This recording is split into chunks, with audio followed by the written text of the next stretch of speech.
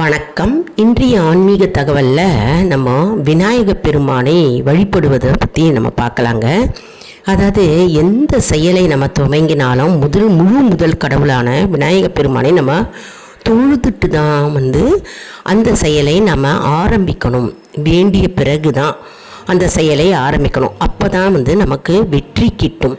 அதே மாதிரி மற்ற கடவுளை வழிபட்டது பிறகு நம்ம விநாயக பெருமானை வழிபட்டால் நமக்கு அந்த செயல் வெற்றிகரமாக அமையாது. அதனால் விநாயகரை வணங்கினாலே மற்ற தெய்வங்களை நாம் வணங்கினார் போல இருக்கும். அதாவது மற்ற தெய்வங்களை வழிபட்டதாக நமக்கு அது ஒரு சிறப்பு மிக்க வழிபாடாக இருக்குங்க. ஆனால் மற்ற தெய்வங்களுக்கு செய்யப்படும் வழிபாடு விநாயகரை சென்று சேராது. மற்றும் கிரகண நாட்களில் கடன் வாங்கியிருந்தீங்கன்னா, நிறைய கடன் இருக்குது அப்படின்னாக்க கடனில் ஒரு சிறு பகுதியை நீங்கள் கொடுத்தால் போதுங்க, கடன் விரைவில் தீர்ந்துவிடும். அதனால் நிறைய கடன் வாங்கியிருந்தீங்க, நிறைய கடன் பிரச்சனையில் வீழ்ந்திருந்தீங்க அப்படின்னா கிரகண காலத்தில் அந்த கடனில் ஒரு சிறு பகுதியாவது நீங்கள் கொடுத்துடணும். கொடுத்தாக்க கிரகணத்தில் அப்போது கடன் விரைவில் தீர்ந்துவிடும். அதனால் நம்ம விநாயகரை வணங்கினால் அது மற்ற தெய்வங்களுக்கு சேரும். எப்பவுமே விநாயக பெருமானை வணங்கிட்டு தான் நம்ம எந்த செயலாக இருந்தாலும் நம்ம தொடங்க ஆரம்பிக்கணும்.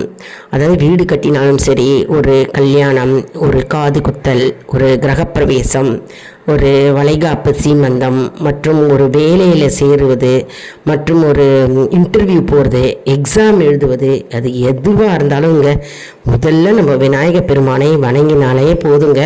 மற்ற தெய்வங்களுக்கு அது அப்படியே போய் சேரும். ஆனால் மற்ற தெய்வங்களுக்கு நம்ம செய்யப்படும் வழிபாடு விநாயக பெருமானை போய் சேராது.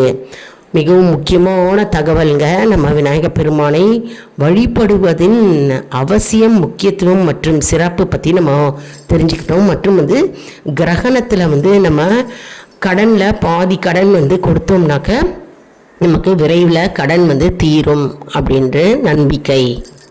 தினமுமே வீட்டில் வழிபடும் போது நம்ம விநாயக பெருமானை ஓம் கம் கணபதியே நமக அப்படின்ற மந்திரத்தை சொல்லி நம்ம விநாயக பெருமானை வேண்டிக் கொண்டாலே போதுங்க. நமக்கு அந்த நாளுக்குரிய தடைத்தடங்கள் நீங்கும்.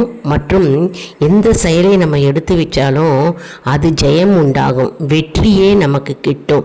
விநாயகரை எப்பொழுதும் நம்ம வழிபடுவோம். நம்ம சேனலை லைக் பண்ணுங்கள், ஷேர் பண்ணுங்கள், சப்ஸ்கிரைப் பண்ணுங்கள்.